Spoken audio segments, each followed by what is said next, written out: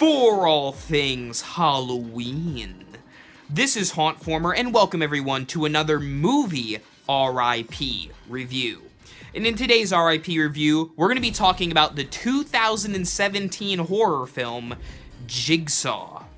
So Jigsaw is the 8th installment in the Saw franchise and was directed by the Spierig brothers. Basically, the film takes place 10 years after John Kramer, aka the Jigsaw Killer, dies in the third movie, in case you weren't sure of which film it was. Jigsaw died in the third film, and 10 years after that, this movie takes place. It's about a group of detectives trying to uncover what is going on here. Is Jigsaw back? Is there a copycat killer? What's exactly going on? There's a new game that's going to be played, and they're trying to figure out what exactly is happening. Dead bodies are showing up around the city, and they're trying to uncover the mystery behind this next game. I actually really enjoyed the film on many different levels. I thought it was really good because it made ties back to the first couple of Saw films, which I actually enjoyed, especially Saw 1.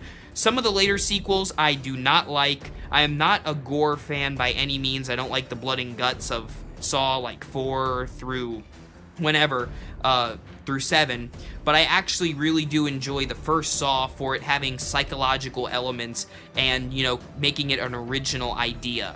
And while this film isn't exactly original, as it mostly rips off the first couple of Saw films, I thought it was very enjoyable and entertaining. I also really love that this movie wasn't overly gory, which is great for people who don't want a lot of blood and guts in a film, because that ultimately doesn't really make it scary, just gross. This movie is actually one of the least gory in the Saw franchise. There are scenes with, you know, some gore in it. I'm not going to lie to you that there's not gore, but it is very toned down from some of the other Saws. They have a great thing they do in this movie where it will show, like, off-screen a death and then show kind of a gory-looking dead body or corpse or something like that, rather than showing an intensely gory death scene for really no reason. I really do love kind of the mystery behind what's going on and trying to figure out, wait, when is this actually happening, or what's going on here, or who is that, or what is happening. You have that sometimes throughout this movie, and I thought it was a very fun experience to watch. It starts out with 5 people, and one by one they each go through their own tests, and they try to unveil what's happening as the police are also trying to figure out what is going on. I personally really thought Jigsaw was a pretty good film, one of my favorite horror films of the year. I want to know your opinions in the comments below, but overall, I'm going to give Jigsaw, on a scale from 1 to 5 skulls, a 3.5 out of 5 skulls. Thank you for watching this review, and stay tuned, because right now, I'm going to get into the spoiler talk. So the big spoilers in Jigsaw was that the game we were watching the entire time actually took place before Saw 1, and that there was a separate copycat game going on with the same guy from the first game.